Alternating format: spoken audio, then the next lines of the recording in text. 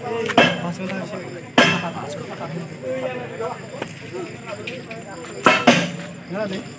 ঘন্টা যাবে না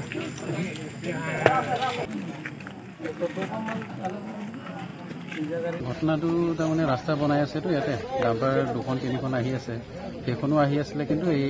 এক্সিডেণ্টটো হৈছে সম্পূৰ্ণ ড্ৰাইভাৰৰ হেণ্ডিমেনৰ গাফিলতি কাৰণ হেণ্ডিমেন যিহেতু গাড়ী ইমান দূৰৰ পৰা বেক কৰি আহিছে মোটামুটি আধা কিলোমিটাৰ হ'ব কিন্তু তেওঁলোকে ড্ৰাইভাৰ হেণ্ডিমেন লগত বহি আহিছে পিছফালে মানুহ আছে নাই একো চোৱা নাই এইটো আহি বাইদেৱে তাৰমানে পাৰ হৈ আছিলে সেই মানুহঘৰৰ পৰা ইয়াতে কি হ'ল তেওঁলোকে সম্ভৱ নেদেখিলে চিধা ভৰাই দিলে এইটো এই গাড়ীখন ইয়াত ৰাস্তাত কাম কৰি থকা গাড়ী আছিলে হয় হয় আৰু গাড়ীখনো অভাৰলোডিং হৈ আছে অভাৰলোডিং হৈ আছে গাড়ীখন ক'ৰ কি নাই আপোনালোকে জানিব পাৰিছে নেকি এনে অথনি RTOৰ পৰা ওলোৱা মতে সেইটো কোনোবা টংকেশ্বৰ কোঁৱৰ বুলি ক'লে শ্ৰীপানী হয় এতিয়ালৈকে কোনো মালিক পক্ষৰ মানুহ কোনো অহা নাই মৃতগৰাকী আপোনাৰ কি হয় মোৰ বাইদেউ হয় আপোনাৰ বাইদেউ হয় মানুহগৰাকীৰ নাম কি আছিল কান্তি খেৰকাটে কিমান বয়স বয়সটো আপোনাৰ অনুমান প্লাছ হ'ব 60+, 65 প্লাছ তেখেতৰ ঘৰ এইটোৱে গাঁৱৰ নামটো কাষৰ গাঁৱৰ নাম বৰিমৰি বৰগাঁও তেখেত ক'লৈ গৈছিল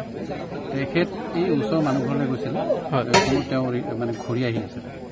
আছিলে কেইটামান বজাত হৈছিলে ঘটনাটো একজেক্টটো ক'ব নোৱাৰিম কিন্তু মোটামুটি আপোনাৰ 3:30 মান বজাত হৈছে 3:30 বজাত হৈছে আৰু ঘটনাটো হোৱাৰ পিছতে ড্ৰাইভাৰ হেণ্ডিমেন পলায়ন কৰিলে পলালে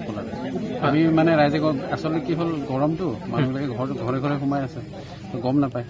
তেওঁলোকে আনকি দৰ্জাও বন্ধ কৰি থৈ গৈছে মানে দুটা চাইড গাড়ীখন লক কৰি থৈ গৈছে আৰু তেনেকে পলায়ন কৰিছে যাব